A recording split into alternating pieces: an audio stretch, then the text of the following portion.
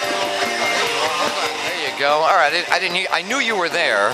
I did not hear you immediately, but I heard you answer. I'm in the middle of playing "You're a Creep," and I just went through a whole comparison on the two songs. Bad Boys Build Good Roads.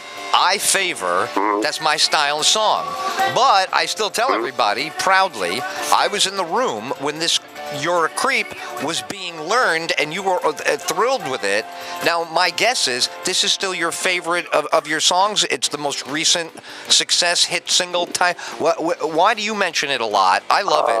But Rondo Hatcher, because I keep Rondo Hatcher without a smile. Rondo Hatton was the guy's name, actually. Is that it? Okay, because I told the audience. He was a character actor that was on the contract to Universal Pictures in the 40s. Right. And he always played monsters because he actually had a disease that distorted his facial features. He didn't need makeup. And if you search him, Rondo Hatton, and he also was known as the Creeper. That's what I remember. The original song was "You're a Creeper," but we had to drop the last syllable because it didn't fit. Right, you needed the cadence. Right? You're a creep. Nice. All right, well, we got off the phone with a dude. I almost wanted to hook you guys up together because he's a historian in rock and roll and culture. First, listen to this guy's resume, all right? How much fun did we have with this guy? Got it all on tape. I'm playing it back. By the way, all of your segments also go up as a YouTube so people can enjoy you after the visit. All right. This guy was the publicist for the Dead. He lived in that Grateful Dead house in the early days of the Dead. And he's got like all this stuff that he experienced with them. So he writes a book about them called The Long Strange Trip. Okay, or I've been on with it. It's the lyric, what a long, strange trip. So he wrote that book. All right, so now he wrote the one that's now blowing up today. Dylan's lyrics, Blown in the Wind, at auction in the $2 million range, to get this piece of paper that his hand wrote this legendary song on. So he is going chapter and verse about the significance of this. He reminds me of you. So you get it. Exactly. I give you the same question I gave him. The significance of that. That makes perfect sense. Why? Elaborate. Well, first of all, I think it's a prototypical song by the prototypical American songwriter. He's probably our greatest American songwriter. There are other people there. Woody Guthrie would be close, and Paul Simon would be close. But he's probably our greatest American songwriter, and certainly with the one with the most, extensive body of work. All right, so let's treat him like that. Enumerate his gifts. You're close to the sitch. Songwriter, singer, unique voice, a style, a thing. All right, so enumerate his gifts, and then we'll talk about what he did with them. But he's loaded with all kinds of talent, isn't he? Well, everybody's got a different, take on Dylan. It's kind of like, that joke about the parts of an elephant, where the blind guy goes and they all touch a different part. This is his ear, this is his eye, this is his nose, and they're all thinking it's a different animal, and in turn it's an elephant. So Dylan's like that. So it depends on what era of Dylan you're exposed to and what part of his work, because, like all great artists, he reinvents himself constantly. He hasn't been making the same record for 50 years. So like the David Bowies and the Neil Youngs and the people who reinvent themselves every so often, Dylan has reinvented himself many, many times. So well, let's start out with the beginning. What is his first foray that you now know? Looking hindsight 2020. What do you see as the first Dylan? What's the first impression? Is it Blown in the Wind and this hey whoa, everybody imitating that voice? That's the sound of a folk singer, and is that his first thing? Well, I broke out in the folk scene, and again, that's not my introduction to Dylan. My introduction to Dylan comes later, but I think for most people that were in that scene, and you had, Phil Oakes, and you had all these people that were, Woody Guthrie, and you had the Weavers, and people like that, Dylan was probably the most concise. He had the clearest vision of what he was trying to say. Whether you got it, that depended on how hip you were. You know, because a lot of his stuff is really cryptic. But hey, you know, you don't need a weatherman to know which way the wind blows. You know, there's stuff in there, and then there's also some real clever, funny stuff, and there's some deadly serious stuff there. You know, Masters of War. You know, but there's also some real funny stuff. I heard a song the other day that I had never heard before by Dylan off of. It was what they call when he did sessions with the band, the Basement Pigs. And odds and ends of the song, and in every verse, he talks about this girl throwing juice on him, like, I don't know, orange juice or something. It just struck me as so funny. He's like, you're throwing juice on me like you got someplace else to go, you know. And I think that's his sense of humor, right, you know. Right. Like, I think he pokes fun at himself. I think that he, you know, obviously there are times that what he loves comes out, like his love for country music came out on Nashville Skyline, you know, and he sings in a different voice on that record because he had given up smoking, you know, and he had Johnny Cash on the record, his love for Johnny Cash and things like that, you know, came out in the music like that. You know, but his love, and then when he got religion, for instance, you know, he got to serve somebody and stuff like that. You know, he got into the whole Jesus and love of God thing, and it was very obvious on that record. So it really depends on what Dylan's in at the time, but certainly he was at the forefront of the folk scene, and probably the most important person to ever come out of that scene. You know, he wasn't the first person, but he was the most important person to come out of it. And then when he went electric. You know, even the people that were his contemporaries, you know, they say otherwise now, but, you know, Pete Seeger hated it. You know, but Dylan came out and he decided at the Newport Jazz Festival that he's going to plug in. And the audience booed him. But he, of course, was ahead of his time, as usual. You know, the funny thing is, growing up, my first Dylan record was I Want You, which was kind of like, I guess you would consider one of his more pop-type hits. You know, catchy kind of song, but that was the first Dylan record I had. I had a picture sleeve single. There's a picture of him in an alleyway with this gigantic afro. You know, but he'd already been around for, I don't know, 10, 12 years by the time that record came out. I think it was 65 or something like that. I'm not the Dylan expert, I should point that out, but certainly, you know, he can't be denied his importance. You know, and certainly as far as American songwriters, I think he's the most important American songwriter. You know, at least from the 50s on. You know, as far as the pop generation goes. Now, is that a function of him, or is that a function of the times as well? It has to be a marriage, or did he structure it? In other words, did his talent kind of build the kind of following for him that was just, you know, more contagious? Or was he really in a time where there was a thirst for something? He jumped in with something unusual and excellent, and the two of them, you know, it's a chemistry. Which do you think? Well, I think that, first of all, you know, his sound.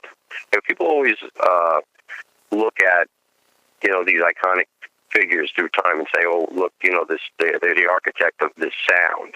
I don't think he was the architect of his sound. I think that was the sound he made. And I think that's, you know, it's that way with anybody, with the Beatles, with the Ramones, you know, anybody. That's like people would say about the Ramones, oh, it's great, they were the architect of the punk sound. They weren't the architect of them. I worked with these guys. That was the sound they made. They wanted to sound like the Beatles, but they didn't. They sounded like the Ramones. So, like with Bob Dylan, I'm sure he would have liked to have a voice like somebody else, you know, who was a better singer. See, I was asking that. Now, I asked this earlier. All right, so you think deep down he probably would have, or did he like that somehow he snuck in to the mainstream with this unique voice?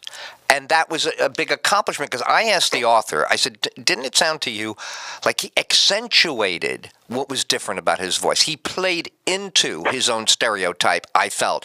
You know, it's like any artist, you know, if they do it so well so many times, it becomes a stereotype. You know, it's the overplay on the radio. I love the song 3 years later. I hate the song, they play it too much. So he suffered from that a little, but he didn't back away, I feel. I feel like he put that Dylan sound deliberately after he found out it was good for him. Now, you think I'm crazy? You think that's off?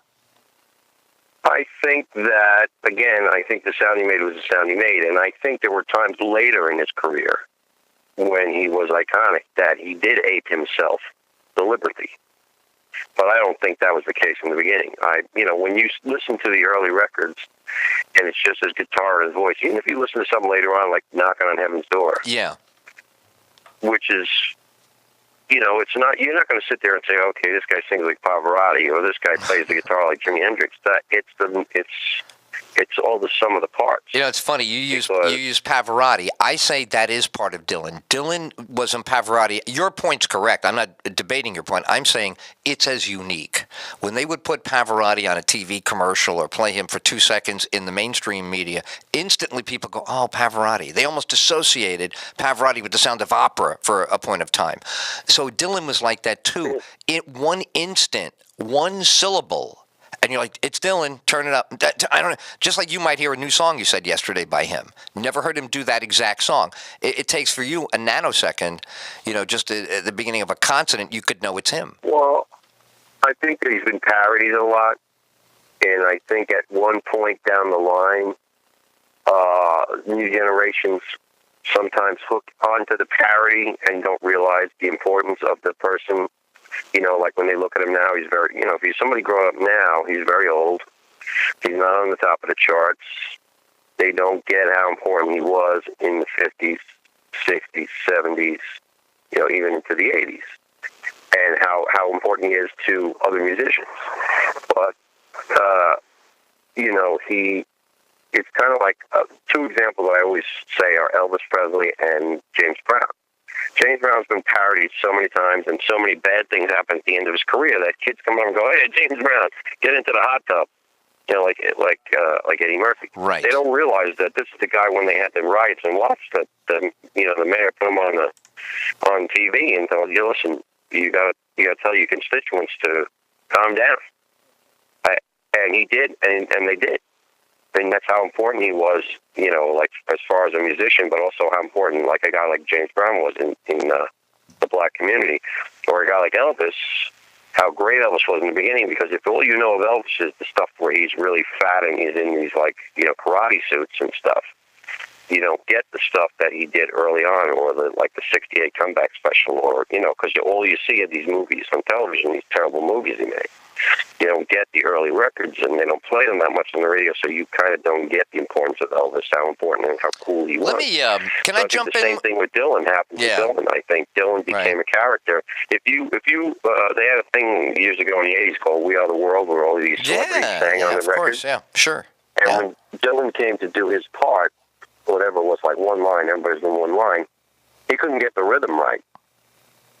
So there's a scene in the documentary with Stevie Wonder teaching him the rhythm, and he's imitating Dylan.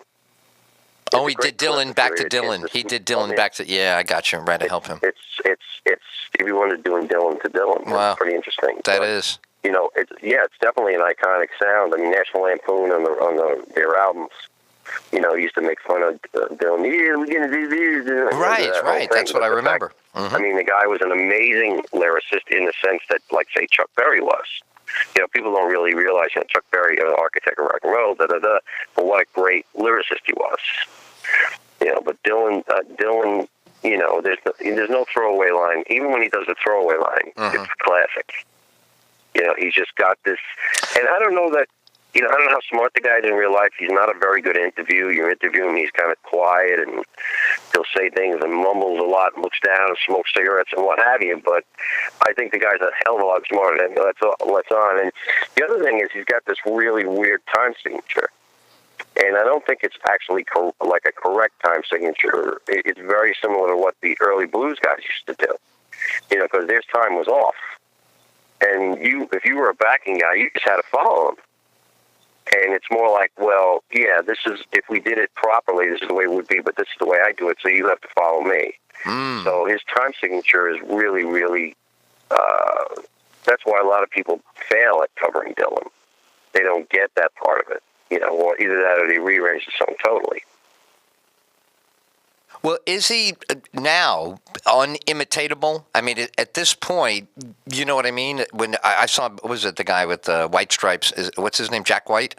I saw Jack White doing a Dylan song.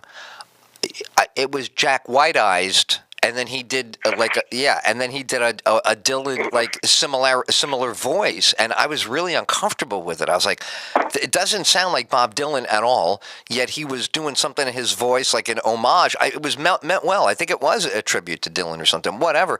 It was really uncomfortable. It's a tricky area, but I mean, if you look at like Willie Nile, okay, cell phones are ringing in the pockets of the day. Cell phones are ringing in the pockets of the day. I mean, you can't tell me this guy wasn't weaned on Dylan albums. And he's an older guy. I mean, he's probably on his second chance now. He's breaking out again at age 64. But he wouldn't be there if it wasn't for Dylan. A lot of that stuff is Dylanized. But people covering Dylan songs, you like we do Knock on Heaven's Door, but I certainly don't sing it like Bob Dylan. I would never attempt that. If you've seen Guns N' Roses do Knock on Heaven's Door, my personal opinion is awful. Not because they're not doing it correctly. The song is way overproduced and there's too much racket on it. Talking and telephones and all these kind of little tricks. But it betrays the song, which is very simplistic. It's about sorrow. And they make it into about, I don't know, it's almost like about a one-night stand or something, the way they do it. So we'll take the same song, we'll beef it up, we'll do it heavier, but we'll sing it, with the same earnest type conviction. But I don't imitate his voice. I would never go, knock, knock, knock on heaven's door. I'm not going to do that. Now listen, you are a collector of pop culture items. What would it mean to you to have his notes? Well, again, I pick up things here and there if something strikes my fancy. We're talking about a very expensive item here, so as much as it would be great to have it, if it was worth $2 million, I'd probably sell it. You know what I mean? It wouldn't be worth that much to me. It'd be great to say, oh, yeah, I own that, or if I was wealthy enough to be able to own that and not worry about it. Yeah. But it certainly is an artifact that's really priceless if you think about it. I mean, somebody owns it, and somebody's going to sell it, whether it's Dylan or whoever's selling it, and they're going to get whoever's crazy enough to pay top dollar for it. And I certainly think it's worth it, if the market will bear it. My son is a huge Dylan fan, much bigger than I am, and owns like every single thing that Dylan's ever done. Wow. So you should ask him that. If he had it, I mean, yeah. You should ask him that. Ask him if he thinks it's overpriced or he thinks it's just about fine. Because $2 million. Well, I don't think what do you think? I mean, it's not really overpriced, because I think it's one of those things where, if you have the money to buy it, if you have Steve McQueen's Mustang from Bullet, right, or you have Jimi Hendrix's guitar from Woodstock, or Bob Dylan's lyric, I mean, these are one-of-a-kind items, very rare, very desirable. There's a big market for Dylan. There's a big market for 60s. Yeah. There's a big market for original lyrics. So it falls into a lot of categories. $2 million, man. That's pretty cool. Pretty cool when you're alive, right? Did the Beatles have for $2 million?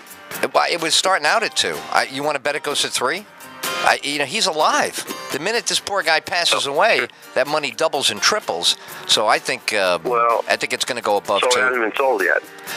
You know what? I didn't check. I believe today's the day. You know what? You're asking me. Let me look on the Google right now. They're estimating $2 million. I bet you it goes for more. Don't you? I mean, I think you're going to see somebody in there from, Silicon Valley, somebody like your kid, who is a little bit of a millionaire, goes in there and says, "You kidding? The mortgage your house. That's a big deal." Well, it's a lot of things, and among some of the other things it's an investment. That's what I mean. You could literally mortgage a house off of that. It's going to be solid. Okay. You know what I mean? You put that in a safe deposit box at the bank. They're like, okay, anything happens to you, we got the Dylan lyrics. All right, listen, it's always fun, saying, man. I have the original script for Citizen Kane or something like that. That's what I'm saying. There you go. Now, we'll pick it up there next time, because you're writing a script. Next time we'll talk about that. I still love Citizen Kane, and I'm sure what everybody knows. The movie made no money. It was a pain in the ass to everybody who killed themselves to get it made, because not only was it a demanding film, nobody in the industry wanted the movie made because of Hearst. He did everything he could to stop it. Yeah, so anyway, I know you know it, but that'll be fun to talk about next time.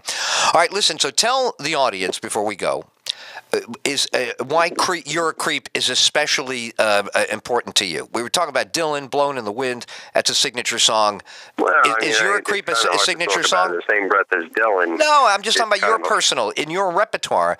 Is this song true to you? Is it? My drummer at the time was saying, we were opening for Blue Oyster Cult, which was a big deal at the time. It's 15 years ago or something. He says, we really need a really heavy song.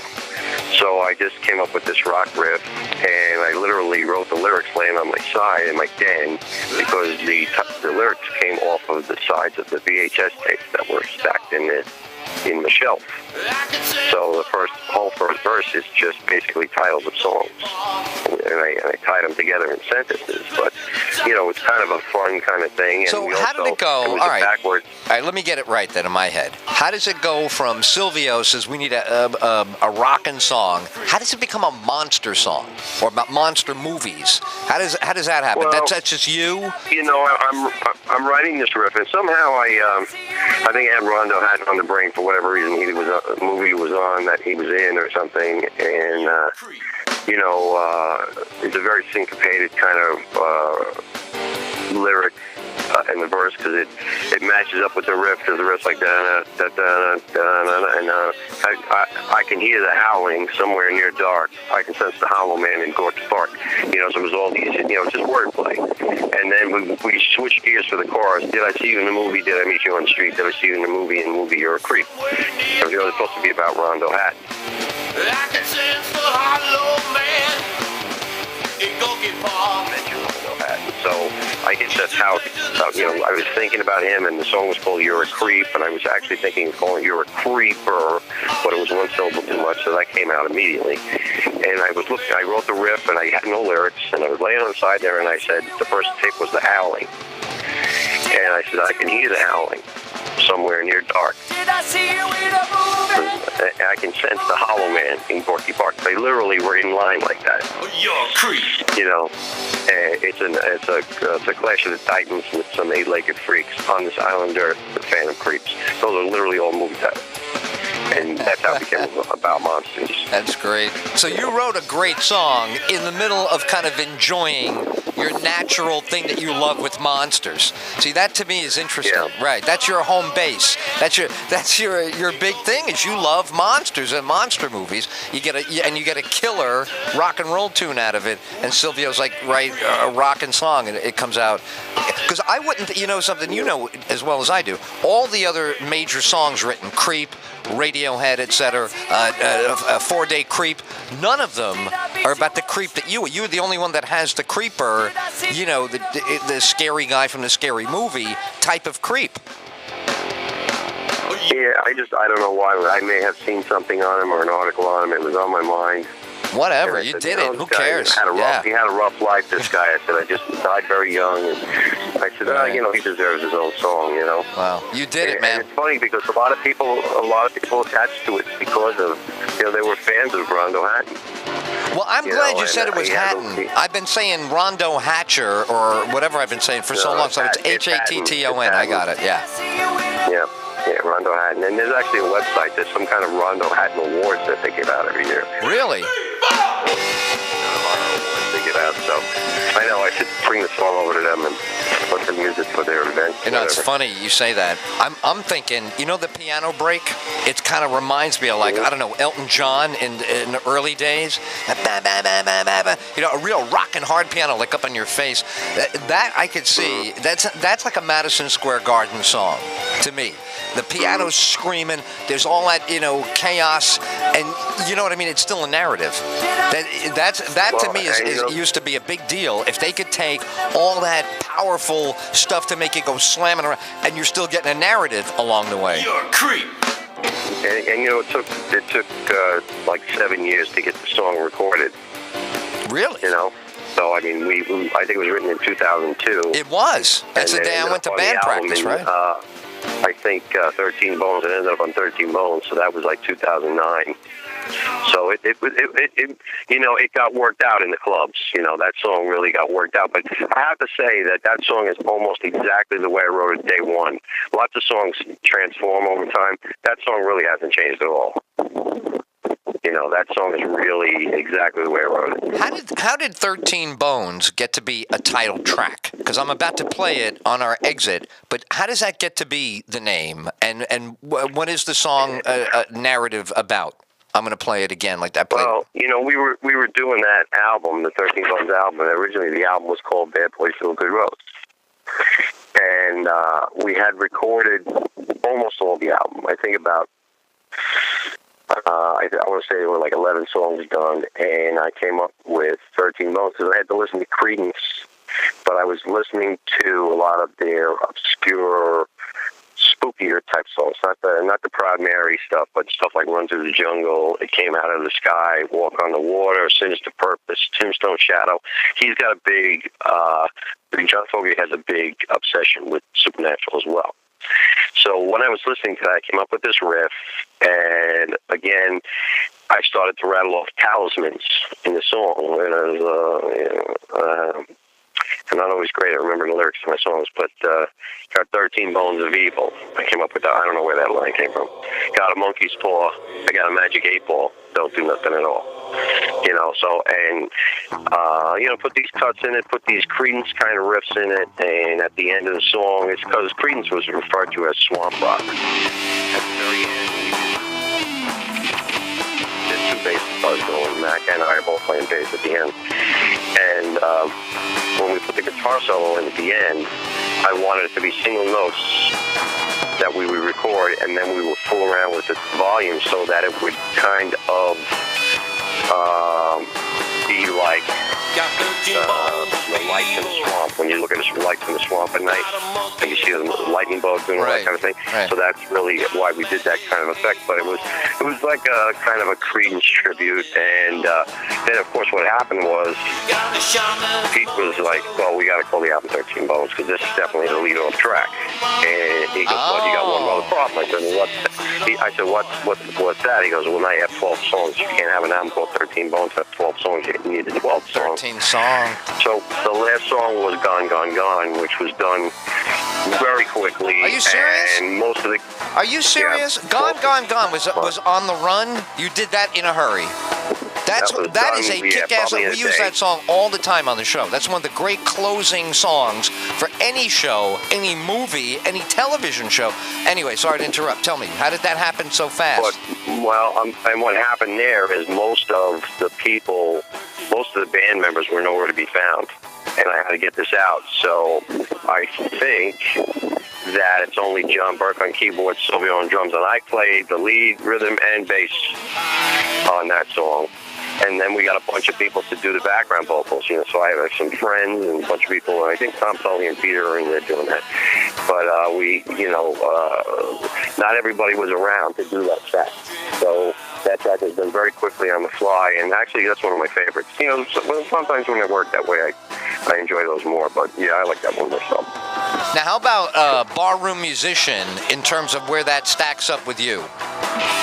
Where is that on your personal... That's been recorded twice. That was done with the full band on Find Your Way Back in 2001, 2002. I was never really happy with it, and we did it acoustic version of it on 13 Bones, where it was just Tom Tully and myself. And I think it's going to be recorded again, so I still haven't gotten it right yet. So that song is a song that does morph a little bit. So it's changed a little bit from version to version. I think this third version will change quite a bit. Well, I mean, it's a great... People seem to like it. I've had professional musicians tell me that they relate to it, and that's the best song that I've ever done. But don't you think it is a performer's song, right? It's for all the people. It's like the Jackson Browne breaking it all down at the end of the show. It's that song. Sure. Yeah, it's that experience. Well, everybody's got to have one of those, Well, it's a great tradition. I mean, there should be something. I wrote that. I was 24 years old when I wrote that song. What did I know? That's great. So Look at you talking about bar to bar. You're talking about being a bar musician. She's 24. All right, that's awesome. All right, great visit, man. Always. Have a great weekend. And as I said just before you started, look for the YouTube And let me mention again, thunderroadband.com is the website for Pat Horgan and the Thunder Road Band. This is Barroom Musician. Whether it's 13 Bones or Find Your Way Back, they're killer albums, and it's always a pleasure. All right, man. Talk to you next week. All righty. You got it. All right, later.